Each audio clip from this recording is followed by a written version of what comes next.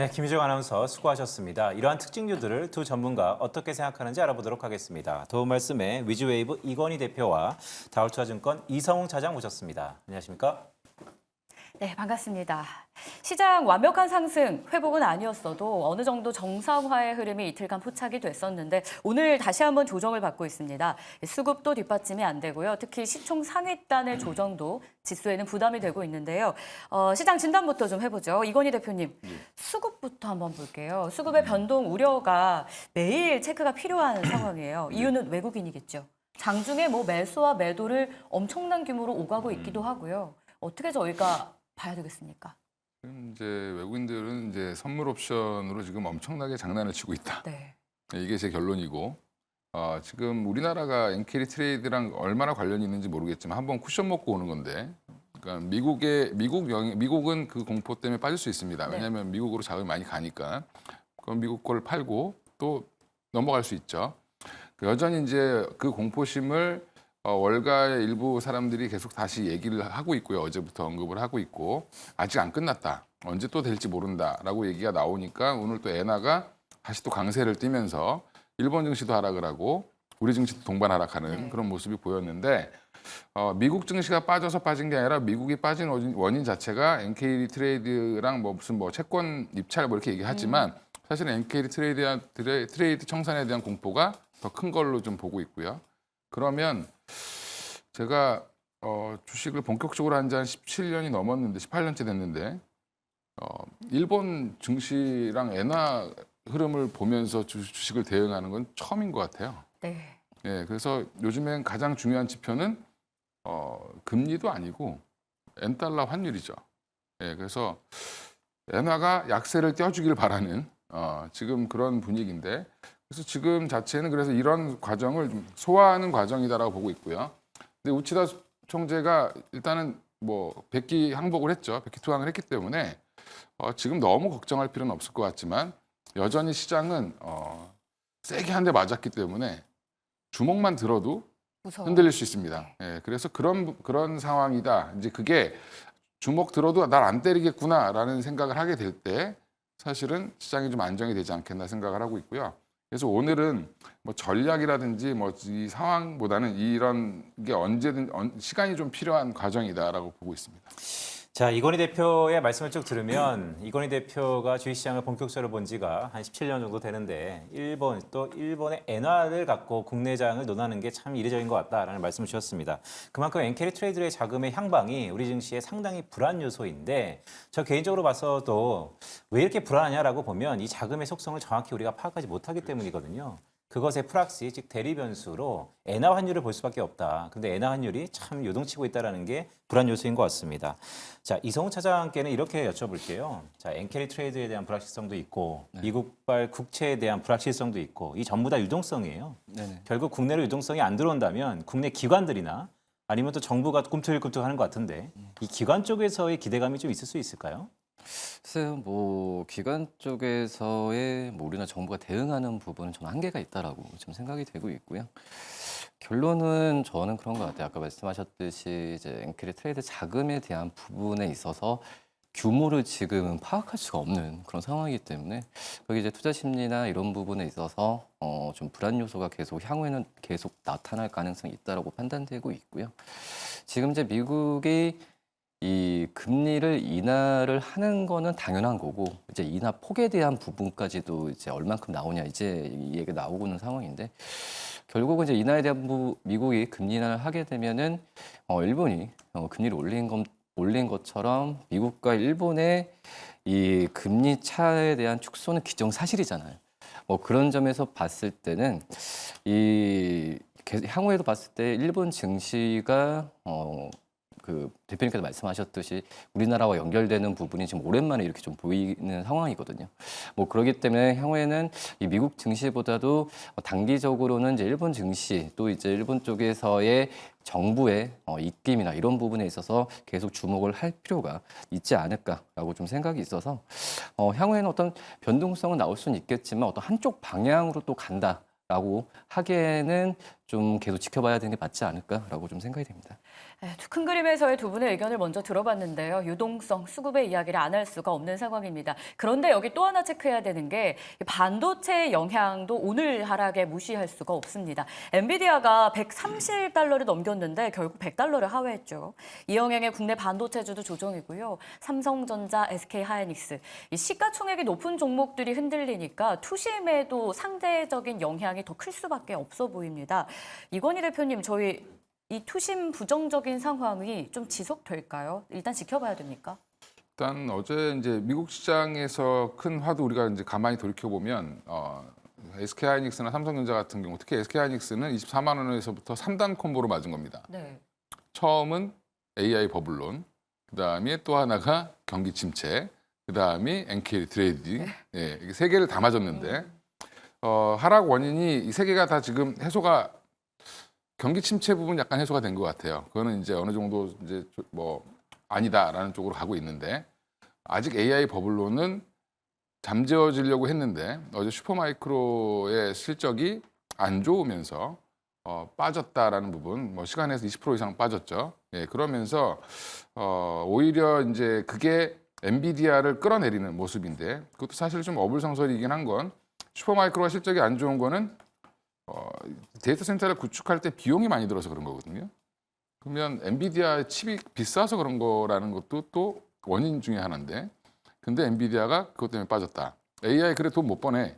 이렇게 또 같이 결론이 이상하게 나는 여전히 그러니까 뭐 큰 틀에서 지금 시장의 변동성이 커지고 고점에서 조정을 받고 있는 미국 시장도 그런 가운데 한동안 스타 종목이었던 슈퍼마이크로가 실적이 안 좋았다는 부분이 다시 한번 그거를 자극을 했다라고 생각하시면 되고요. 거기에 또 오늘 또 이제 엔화까지 또 강세를 보이니까 다시 SK하이닉스가 변동성이 더 커졌는데 저는 이것도 16만 원 전후로 해서 바닥을 잡을 거라고 보고 있고요. 이거 너무 공포심을 가지실 필요는 없다. 원래 하이닉스가 삼성전자보다 변동성은 한 2배 이상 큽니다. 네, 그렇게 생각하시면 될 것 같습니다. 자, SK하이닉스를 말씀하시면서 16만 원 단에서의 하단 저항과 지지선이 명확하게 나타날 것 같다는 말씀을 주시면서 너무 공포에 휩싸일 필요는 없다는 말씀을 주셨어요. 자, 이성훈 차장께는 이렇게 한번 여쭤볼까요? 오늘 8일입니다. 20일 뒤에는 엔비디아 실적 발표가 있어요. 자, 이쯤 되면 엔비디아의 실적 발표에 대한 눈높이가 많이 낮아진 상태인 것 같아요. 우리가 TSMC의 실적을 놓고 보더라도 엔비디아 이번에 실적이 매우 좋을 건데 그렇다면 지금부터 한 20일 동안이 이 반도체주에 대한 공략을 어떻게 하느냐에 따라서 우리 8월 말에 상당히 좀 기쁠 수도 있고 아니면 더 침울할 수도 있는데 어떻게 좀 봐야 될까요? 눈높이가 많이 낮아진 건 사실인 것 같습니다. 우선 엔비디아가 이쪽 시장, AI 쪽 가속기 시장이나요 거의 뭐 90%를 시장을 점유하고 있잖아요. 저는 어떻게 보면은 엔비디아 실적에 의한 전체 AI 쪽에서의 반도체의 그 눈높이도 조정이 되겠지만 저는 이제 엔비디아가 이번에 블랙을 어떤 사태를 봤을 때도 이제는 이제 시장에 대한 분산에 대한 그 분산이 나오지 않을까. 그렇게 된다고 한다면 다른 미국의 빅테크 기업들 같은 경우에도 오히려 지금 기회가 다 될 수 있다라고 좀 생각이 되고 있고 그리고 이제 우리나라 이제 뭐 SK하이닉스 뭐 삼성전자가 엔비디아의 납품을 뭐 먼저 선점 효과 이런 부분 때문에 주가가 극명하게 좀 갈렸었거든요.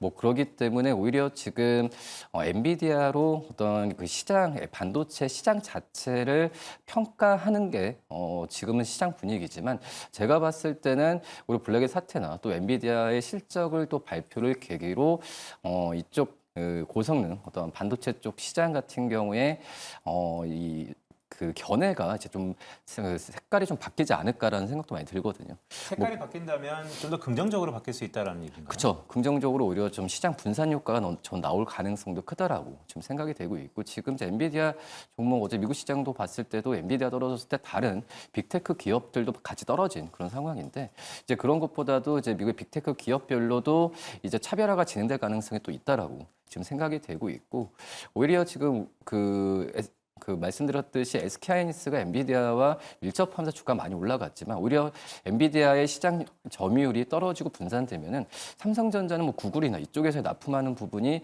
그 전부터 좀 더욱 더 견고해졌거든요. 오히려 이 시장 자체가 분산됐을 때는 삼성전자는 오히려 더 기회가 오지 않을까라는 판단도 좀 하고 있어서 지금은 이제 전체 이 빅테크 기업들이 차익 실현에 많이 노출이 되어 있는 상황이지만 이제는 종목별로 이제 분산되는 효과가 분명히 나올 가능성이 있지 않을까. 그렇기 때문에 시장 자체는 견고합니다. AI 쪽 같은 경우에도 뭐 공급보다는 아직까지 수요가 우위에 있는 그런 시장이기 때문에 이 종목들이 좀 떨어졌을 때는 저는 매수 관점으로 물론 이제 시장 상황에 따라서 이 조정을 해야겠지만 떨어질수록 우선 저평가 구간에는 분명히 좀 있다라고 좀 생각이 듭니다. 자, 이성욱 차장의 말씀을 쭉 들어보니까 제가 이해하는 게 맞는지 모르겠습니다. 엔비디아의 실적 발표 이후에 기회가 있다. 자, 근데 엔비디아 이퀄 SK 하이닉스잖아요. 네. 그러면서도 탈 엔비디아는 또 SK 하이닉스에는 좀 부정적인 것 같습니다. 그렇다면 지금부터 베타가 좀 더 큰 SK 하이닉스보다는 삼성전자 쪽에 좀 더 의미를 둔다라고 제가 이해해도 되는 걸까요? 네, 그렇게 생각하셔도 될 것 같고요.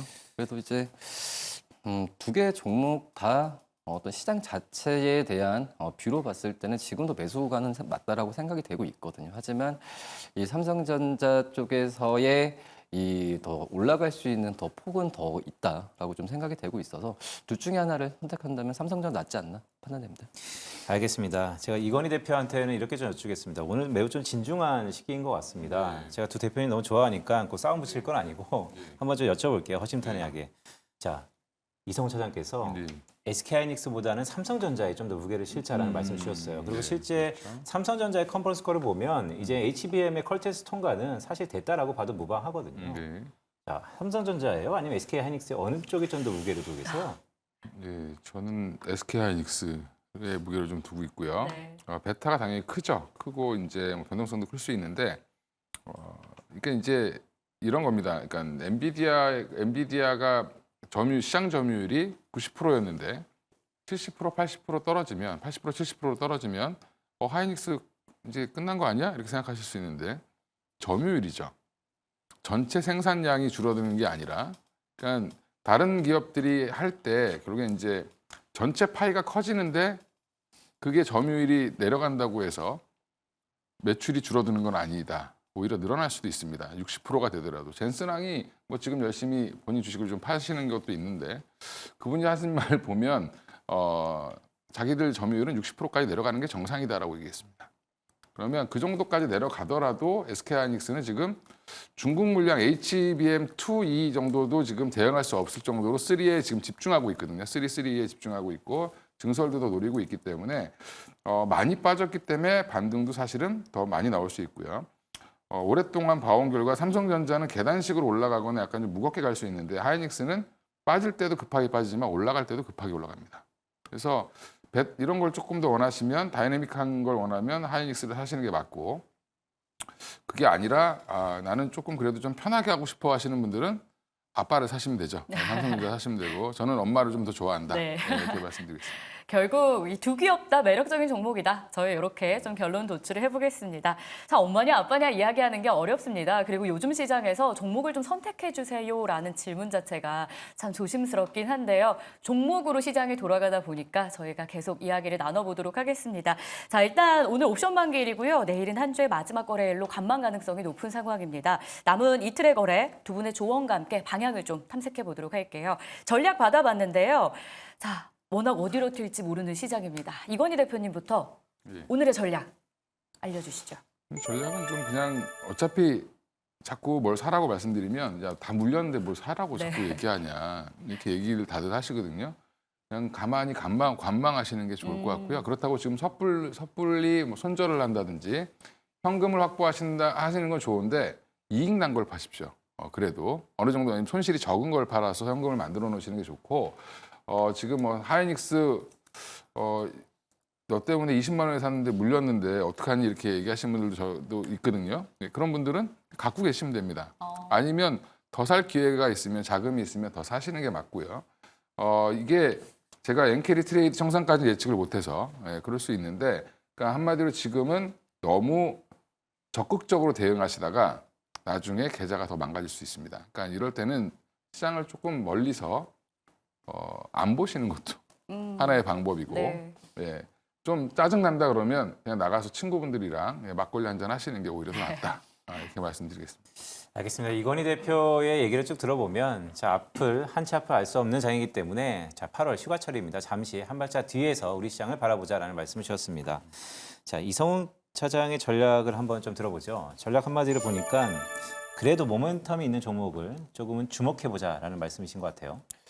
그래서 대표께 말씀하셨듯이 지금 어떤 종목들을 사자, 이 종목 사자라고 하는 게 좀 저희한테는 좀 힘든 그런 구간이긴 한데 그래도 이제 올라가는 종목들, 그러니까 테마라는 부분이 아니라 지금 이제 눈에 보이는 이제 종목들이 있어요. 특히 이제 이 지정학적 리스크나 이런 부분으로 있을 때 이 방산이나 또 이제 석유화학 이런 종목들 같은 경우에는 뭐 실적에 대한 여러 그러니까 외부 이슈가 실적으로 연결되는 부분이 그 전에도 확인이 됐었던 그런 상황이었으니까 지금 제가 봤을 때도 이 어떤 당연히 어떤 시장 상황을 먼저 봐야 되고 종목 접근해야 되지만 오히려 이런 종목들 이렇게 시장이 안 좋았을 때 가는 종목들 같은 경우에는 오히려 좀 더 기회일 수가 있을 것 같아요. 시장이 좋았을 때 다 어떤 종목들 다 가는데 시장의 변동성이 있었을 때 또 낙폭이 컸을 때 가는 종목들 같은 경우에는 분명히 더 힘이 있다라고 생각이 되고 있거든요. 뭐 그렇기 때문에 그런 종목들에 대한 매수를 만약에 지금 좀 하고 싶다라고 하시는 이제 투자자분들께서는 이 방산이나 이런 좀 석유화학 이런 종목들 같은 경우에 매수 관점을 좀 저가에 할 수 있는 기회이지 않을까라고 판단됩니다. 네, 이렇게 해서 두 분께 전략을 받아봤습니다. 그렇다면 본격적으로 이제 섹터와 종목에 대한 분석을 해봐야 될 것 같은데요. 오늘 시장의 하락이 처음부터 나왔는데 그래도 이걸 지지하고 있던 쪽이 제약바이오입니다. 그리고 그 안에서도 희비등 교차했는데 유난히도 강한 쪽이 코로나19 관련 진단키트 이쪽이었어요. 투자 어떻게 해야 될까요? 지금 자금이 갈 곳이 없어서 쏠리는 정도로 해석을 해야 되는 건지 아니면 좀 더 연속성을 띠고 앞으로 어지러운 시장 안에서 좀 더 수익을 낼 수 있을지 궁금합니다. 팻말로 한번 OX 산다 안 산다 의견 받아볼게요. 들어주시죠. 네, 두 분의 의견은 안 사겠다. 코로나19 관련주에 대한 의견입니다. 자, 이건희 대표님부터 한번 가볼게요. 바이오 전체 이야기를 사실은 먼저 듣고 싶긴 한데 코로나19 이야기를 먼저 시작을 했으니까요. 이쪽 조언을 들어볼게요. 코로나19 진단키트가 이렇게 좋은 거는 아마 시장이 안 좋으니까 이쪽으로 수급 쏠림이 좀 나오는 걸로 보이고요. 그러니까 지금 뉴스는 되게 자극적이죠. 예, 뭐 8배가 늘었다, 환자가. 뭐 그 진단키트 사용량이. 네. 한 개 팔리다 8개 팔리면 8배 는 거죠. 예, 그냥 일시적으로 더 늘어났을 수 있고 이 걸리는 사람의 숫자를 보면 거의 그냥 감기 수준입니다. 그래서 이게 정부에서 뭐 마스크를 쓰고 다녀라, 뭐 아니면 해외에서 코로나19 변이로 누가 죽었다더라 이런 뉴스 나오지 않는 이상 사실은 저는 좀 과하게 올랐다라고 보고 있고요. 특히 오늘 같은 날 이거는 살 게 아니다, 너무 많이 갔다. 예, 이렇게 보고 있고요. 이게 만약에 진짜여서 다시 팬데믹이 온다라고 하면 기존 제약바이오는 오히려 다 빠져야 되죠. 임상도 못하고 아무것도 못할 테니까. 그러니까 지금 이게 같이 제약바이오로 묶이기보다는 워낙 또 많이 빠져 있었던 빈집 처리를 하기 위해서 이슈 몰이를 하는 거다라고 보고 있고요. 그래서 테마성으로 갖고 계시는 분들은 열심히 트레이딩 하시면 됩니다. 되는데 제가 지금은 따라서 하면 안 된다라고 말씀을 드리는 거고요. 사시더라도 매매를 하고 싶다고 마음이 드셔서 막 마음이 동하시면 좀 기다리시면 또 한번 조정이 또 심하게 나올 수 있습니다. 예, 그때 오히려 들어가시는 게 낫지 않겠나. 트레이딩 정도는 해보셔도 괜찮은데 너무 열심히 제가 아까 말씀드린 것처럼 이런 거 열심히 하시다가 하이닉스로도 잃었는데 또 이걸로 또 잃으면 네. 이게 멘탈이 붕괴됩니다. 사실은. 예, 그렇게 그러니까 저는 그래서 안 하시는 게 예, 코로나 걸리는 것보다 더 기분이 나쁠 수도 있습니다. 이게. 예. 자, 이건희 대표의 말씀을 착 들어보면 사실 뭐 이성적인 판단이죠. 최근에 뭐 오늘 종목만 놓고 보면 마치 2020년 코로나 당시와 동일하게 종목들의 들썩임이 있는데 그런데 그때랑 지금이랑 주식시장이 좀 다르지 않습니까? 왜냐하면 지금 우리 주식시장은 투심이 매우 약화되었기 때문에 재료를 찾고 있거든요. 근데 이런 재료들이 뭐 원전이다 아니면 뭐 코로나다 진단키트다 이런 것들이 되게 순환적으로 테마가 나타나고 있는데 그럼 말씀 주셨던 것처럼 이렇게 급등락이 너무 심합니다. 지금은 경고망 활동할 때가 아닙니다라고 하더라도 한 달 뒤에 우리가 오늘을 복귀해 보면 한 2, 3일에 한 번씩 계속해서 이 진단키트의 이슈가 불거졌다고 한다면 오히려 주가는 지금보다 훨씬 더 높은 자리에 있을 수 있다라는 생각도 들어서 그렇죠. 그거는 뭐 알 수가 없는데, 그러니까 개인적인 의견인 거죠. 그러니까 제 의견은 저희 집에 아직도 진단키트 한 30개 있거든요. 네, 예, 없으신 분들은 전화 주시면 제가 드릴 수 있으니까 품귀 현상. 전화드리겠습니다. 그리고 또 이제 그 시젠이나 이런 진단키트 업체들이 코로나 때 엄청나게 돈을 벌었지만 사실은 그 돈을 가지고 새로운 사업을 하거나 하는 것들은 부각을 못 받았습니다. 왜냐하면 그만큼의 대박이 나올 수가 없고요. 그러면 지금 만약에 진단키트가 품귀 현상이 나온다 하는 거는 무슨 말이냐면 생산을 거의 안 하고 있다는 거죠. 재고를 소진하고 있는 정도라고 보시면 되고, 이거를 재생산해서 다시 한번 공장 가동을 뭐 많이 한다라는 소식이 들리면 모르겠지만 지금은 재고 소진 정도로 보시면 그냥 반등 정도 나오고 끝날 가능성이 높지 않겠나 이렇게 보고 있고요. 뭐 코로나19 이게 다시 재확산돼서 뭐 문제가 생기면 마스크부터 쓰라고 질병청에서 얘기하겠죠. 그래서 그쪽에서 먼저 질병관리본부 얘기죠. 그쪽에서 이제 얘기가 나오지 않으면, 그 해외에서 어떤 큰 이슈가 나오지 않으면 사실은 이 주가를 받쳐줄 수 있을까라는 거는 사실 의문입니다. 예. 이게 그러니까 시장화돼서 재료 찾기, 이슈 찾기와 함께 어지러운 상황에서 이 관련주들이 오르고 있는 건 맞습니다. 이슈도 실제로 있고요. 근데 워낙 이건희 대표님의 의견은 투심 자체가 안 좋은 상황이니까 내 계좌와 내 멘탈을 지키기 위한 조언들을 지금 계속 주셨어요. 이성웅 차장님도 일단 안 사겠다라고 의견을 주셨는데요. 한번 의견 들어보고요. 더불어서 바이오주가 지금 선방하고 있어요. 대형주가요. 사실은 삼성바이오로직스도 하락하다 지금 플러스 전환됐고요. 셀트리온도 1% 넘게 밀리다가 지금 많이 낙폭을 줄였습니다. 알테오진 플러스 전환, 셀트리온 제약도 1.1%. 어떻게 해석해야 될까요? 하반기는 결국 바이오입니까?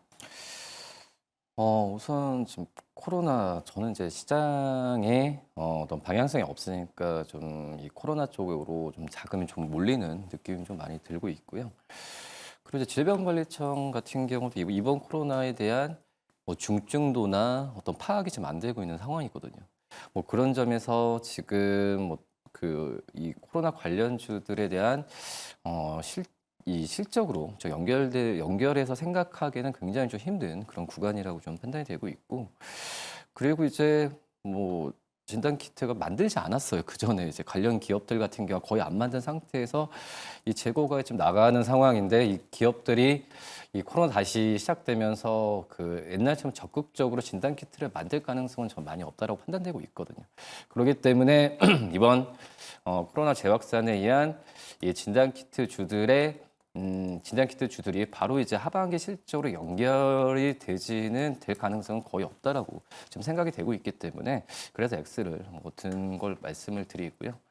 하지만 이제 뭐 셀트리온이나 삼성바이오로직스, 특히 이제 어제 셀트리온 실적 발표하면서 역시 이제 제약바이오 업종 같은 경우에도 대형주 그리고 실적이 있는 기업에 대한 부분으로 수급이 쏠리지, 이 어떤 진단키트 주들에 대한 이 코로나 관련주 같은 경우는 단기적일 가능성이 굉장히 좀 크다라고 지금 생각이 되고 있고, 우선 제약바이오 업종이 시장이 약간은 커진다라는 것보다도 저는 지금은 약간 순환의 관점에서 제약바이오 업종으로 이 수급이 쏠리지 않나라고 좀 생각이 좀 되고 있고, 그리고 이제 미국 대선에서 본다고 하더라도 이 뭐 공화당이든 민주당이든 이 사회 쪽, 그러니까 사회 이 복지에 대한 관련된 예산 같은 경우에는 늘렸으면 늘렸지 줄이지 않을 거거든요.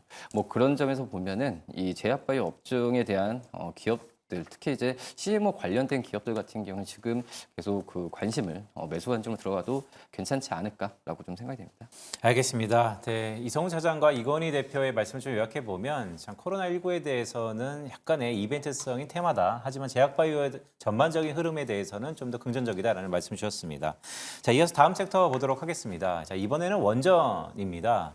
자, 채권발 이슈의 여진일까요? 아니면 영향력일까요? 원전이 그래도 들썩이는 것 같은데, 자, 두 대표님들은 이 원전 관련돼서 오늘 이 시점에서는 과연 산다 안 산다 의견을 표출해 주시길 바랍니다. 이거는 이건희 대표한테 여쭤볼게요. 예. 이것도 테마 아닌가요? 테마죠. 이거는 좋은 테마인가요? 좋은 테마라기보다는 자리가 거의 제자리까지 다 왔다. 네. 제가 체코 원전 안 된다고 봤는데 아니 이게 추격 매수한 분들 고민이 좀 깊을 것 같아요. 네, 그때도 되든 안 되든 좀 발표나면 무조건 팔아야 된다고 말씀드렸는데 왜냐하면 돈은 이게 삽뜨는 건 29년부터거든요. 체코 원전도. 근데 지금 유럽의 원전 관련된 이게 일단 수주를 받았기 때문에 유럽의 이제 원전 계획들이 계속 있을 거고요. 뭐 국내 이슈는 뭐 사실은 뭐 다 뻔한 얘기고 뭐 신한울 3, 4호기 뭐 또 추가 건설 얘기도 나올 텐데 지금 동유럽권을 중심으로 해서 여전히 지금 추가 원전에 대한 확대 기대가 있죠. 여기는 그래도 실체가 있기 때문에 제가 말씀드리는 건데 물론 이제 코로나도 실체는 있긴 하지만 그건 이제 주가를 그렇게 많이 끌어올리기에는 좀 제한적이다라고 보는 거고 한전기술이나 두산에너빌리티 같은 경우 제가 아마 매경 나와서 원전을 사라고 얘기한 건 아마 처음인 것 같은데 오늘 지금은 주가가 다 빠졌습니다. 체코 이슈는 끝났고요. 다음 이슈를 기다릴 수 있기 때문에 사보시라고 하는 거죠. 그러니까 어차피 이슈가 나오면 또 그때도 그거는 다 파셔야 됩니다. 그래서 이벤트 드립은 여전히 할 수 있는 자리까지 내려왔고 그런 부분에서는 두산에너빌리티나 그다음에 뭐 한전기술 중에 뭘 사야 되냐라고 보면 저는 한전기술을 사시는 게 맞다라고 보고 있고요. 그러면 한전기술 정도는 사놓고 기다리다 오늘 실적 잘 나왔죠. 2분기 실적도 생각보다 잘 나왔고 그리고 지금 체코 원전 관련돼서도 돈을 가장 빨리 받는 쪽은 한전기술입니다. 그러면 이 섹터의 가장 지금 대장이 누구냐를 찾을 때 두산이 아니라 한전기술로 보시고 대응을 하시는 게 좋다. 물려도 대장이 있어야 된다. 그래서 그냥 지금 자리는 사볼 만한 자리다라고 네. 해서 말씀드린 겁니다. 이건희 대표의 사겠다라는 의견. 이성웅 차장님도 역시 매수 사인을 지금 주셨는데요. 증권가에서는 해외 수주 등의 매력이 있어서 중장기 관점에서 충분히 사셔도 됩니다라는 의견이 있습니다. 어떻게 차장님도 비슷하실까요? 중장기 관점입니까? 아니면은 역시 테마성으로 단기로 봐야 됩니까? 중장기로 봐야 되는 게 맞다고 생각이 네. 되고 있고요. 좀 아쉬운 부분은 이 체코 원전 수주 얘기 나온 다음에 오히려 지금 외국인과 기관들은 그날 이제 주가 올랐을 때 좀 많이 파는 상황으로 좀 갔었고 그때 이제 개인 쪽에서의 그 매수가 좀 컸었는데 그렇기 때문에 이제 외국인과 기관의 이제 뭐 셀온이라고 하죠. 호재가 나왔을 때 파는 부분 같은 경우는 이제 일시적으로 좀 마무리 국면이 되지 않았나라고 좀 생각이 되고 있고. 우선 지금 이제 이 원전 같은 경우 수주가 일반적으로 어떤 제조 그 품목의 수출이 아니죠. 한번 할 때마다 한 번씩 크게 가는 부분이라고 좀 볼 수 있겠는데 뭐 그런 점에서 이제 우리나라 원전 관련주들이 원전 어떤 시장 자체가 이제 해외 쪽에서 제대로 한번 인증을 좀 받은 상태에서 그 다음에 처음이 쉽지 두 번째, 세 번째는 처음이 어렵지 두 번째, 세 번째는 쉬울 거라고 좀 생각이 되고 있거든요. 그렇기 때문에 이 원전에 대한 시장에서 그 외적인 평가도 좋고 이 정부 쪽에서도 지원을 계속 할 가능성이 크다라고 좀 생각이 되고 있거든요. 뭐 그렇기 때문에 원전주들은 이 매수 관점으로 오히려 주가 좀 떨어졌을 때 조금씩 가져가도 담아도 나쁘지 않다라고 좀 판단이 됩니다. 알겠습니다. 자, 이성욱 차장께는 생방 중이긴 한데 CS윈드가 지금 실적 발표한 다음에 시세가 좀 분출하고 있거든요. 네. 이게 원전에 우리가 좀 다루긴 했지만 어쨌든 대체 에너지 쪽에서 네. 상당 부분 의미가 있으니까 이 CS윈드는 어떻게 좀 봐야 될까요? 그래서 이제 저는 이제 풍력 같은 경우가 이 금리 인하의 가장 큰 어떤 수혜 섹터라고 좀 생각이 되고 있거든요. 왜냐하면은 이 풍력 쪽에서의 이 기업들이 거의 80%가 처음에 투자할 때 은행에서 돈을 빌리는 상황인데 이 금리 인하에 대한 부분이 나왔을 때 이 조달하는 비용이나 이런 부분이 완화가 되면서 저는 풍력 관련주들이 적극적으로 이제 투자나 이런 부분을 할 가능성이 크다라고 지금 생각이 좀 되고 있어서 물론 이제 미국 대선에 대한 또 결과에 따라서 이 신재생, 뭐 풍력에 대한 또 방향성도 틀려지겠지만 하도 그전에도 너무 많이 빠진 상태에서 여러 가지 매크로적인 지표는 좋아지는 상황으로 가지 않을까라고 좀 생각이 되고 있고 그리고 풍력은 이제 우리나라가 아니죠. 해외 쪽에서 기술력을 그전부터 인증을 받은 몇 개 기업들이 있거든요. 네. 그런 기업들은 꾸준한 또 좀 관심을 가져야 되는 게 맞지 않을까. CS윈드처럼 이런 종목들 계속 관심을 가져갈 때라고 생각이 됩니다. 네, 원전에 이어서 에너지 기업 CS-윈드의 실적과 함께 전망까지 정리해 드렸습니다. 자, 이제 두 분이 생각하시는 오늘장 전략, 여기에 이은 공략주까지 확인을 해봐야 될 것 같은데요. 자, 이성웅 차장님이 연이어서 좀 부탁드릴게요. 오늘 어떤 종목 저희 한번 공략해 볼 만하겠습니까? 역시 방산 앞서서 좀 많이 아, 말씀을 드렸는데 네. 원전도 그렇고 방산도 그렇고 우리나라 가장 큰 수출 새로운 그 수출 산 섹터라고 생각이 돼요.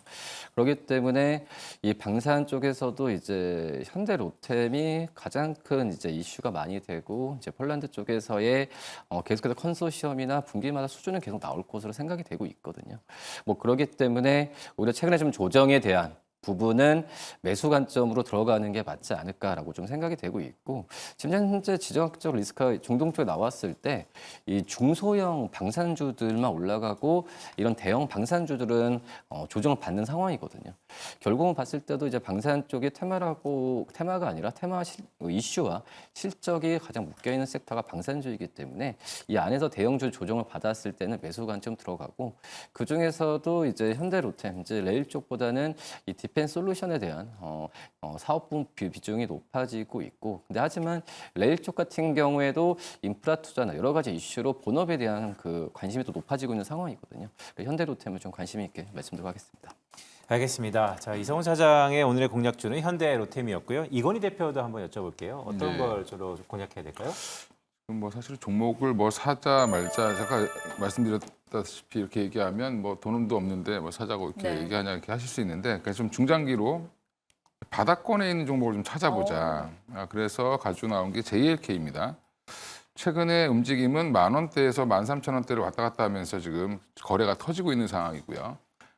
그리고 이제 보면 JLK라든지 뷰너라든지 이런 종목들 이제 의료 AI라고 주로 이제 분류를 많이 하는데 영상을 분석해주고 의사 대신에 판독해주는 이제 JLK 같은 경우 뇌졸중 관련돼서 이제 진단 가능한 11개 솔루션을 갖고 있는데 국내에는 이미 다 깔았습니다. 한 210개 병원에 다 깔았고 지금 최근에 유상증자도 발표했는데 그 자금으로 이제 미국 시장을 본격 진출하는데 최근 JLK 아마 뉴스 찾아보시면 다 미국 진출 관련된 얘기만 나옵니다. 그래서 미국에도 이 11개를 하나하나 다 FDA에서 승인을 받아야 되고 거점 병원들도 정해야 되고 여러 가지 지금 이제 열심히 일을 하고 있는 중이고요. 그래서 이게 예전에 39,000원까지 갔던 작년 8월 딱 1년 동안 내리 조정을 받았는데 1년 전에 꿨던 꿈이 이제 현실화되고 있다. 그래서 예전에는 꿈으로 갔다면 이제 네. 그 현실을 만들기 시작하고 있다는 부분에서 이제부터 좀 주목해 보시면 되고요. 왜 미국으로 가려고 하냐면 뷰노도 마찬가지지만 미국을 가야지만 사실은 돈을 벌 수 있습니다. 우리나라는 뇌졸중 이거 한번 사진 분석해 주는데 18,000원 받습니다. 18,100원? 예, 받는데 미국은 144만 원 받습니다. 1,040불. 예, 그래서 지금 미국 시장으로 지금 가는 상황이기 때문에 미국 시장에서 만약 성과가 나오기 시작하면 내년부터는 미국에서 돈을 버는 기업이 될 거다라는 점에서 지금부터 좀 보시라고 말씀을 좀 드리겠습니다. 네, 이렇게 해서 두 분의 공략주 그리고 오전장을 뜨겁게 했던 섹터와 종목들까지 다뤄드렸습니다. 도움되셨길 바라면서 이어서는 수급의 상황 어느 때보다 중요한 한 주가 이어지고 있죠. 박세미 아나운서와 수급 현황 알아보시죠.